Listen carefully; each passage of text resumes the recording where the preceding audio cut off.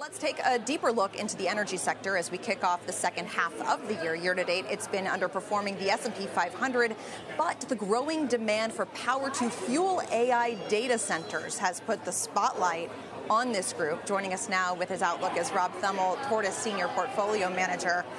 Rob, let's start there. This AI tailwind, maybe unexpected to those of us who don't follow energy closely.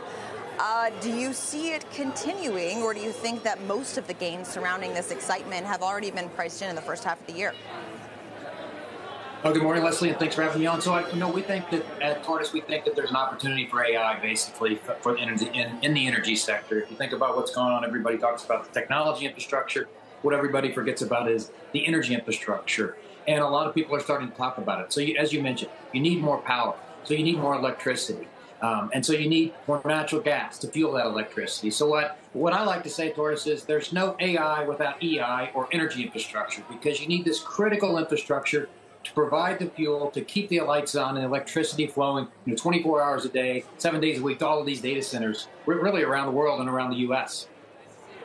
The best performing energy stocks are infrastructure names, as well as some refiners. Do you think that the tailwinds boosting these names are also ones that can continue for the rest of the year?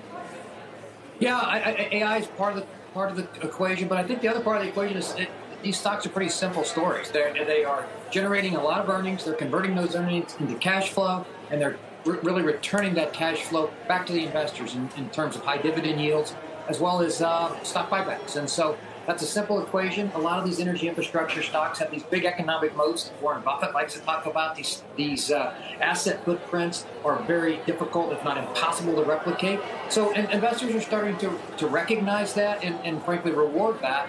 And all investors like to receive a lot of current income and growth. Yeah, Rob, that's certainly all the case in terms of how these companies are navigating the industry. I guess one of the areas of pushback is that, when it comes to oil and gas, every cyclical peak in absolute demand is seemingly going to be lower than the prior one. And you're seeing that with gasoline usage and miles driven and all the rest of it. So how do you, I guess, filter that into your outlook for the kinds of energy companies that are well positioned? Yeah, so what's not talked about a lot is and a lot of data's just come out on this recently. So global energy demand is at the highest level it's ever been. It set a new record from last year. Next year will be a higher record. We just continue to see global energy demand continuing to rise. In fact, if you look back, global energy demand's risen 38 out of the last 40 years. But really what's interesting in the U.S. has become the largest producer of oil, the largest producer of natural gas, and the largest exporter of energy in the world. And so the U.S. energy sector has made a significant contribution, I guess, not only domestically, but globally, both economically and socially. And we frankly just don't see that changing anytime in the next several decades. So that it's really the opportunity for the broader energy sector, including energy infrastructure. So then how are you constructing your portfolio right now? And are you doing any allocation shifts as we look ahead to 2H? Yeah, so a little bit of allocation shifts. I mean, it's still, the big picture is still energy infrastructure, but recently one of our top names is Cheniere Energy. That's a company that we've talked about or liked a lot before. The company just announced a new capital allocation policy.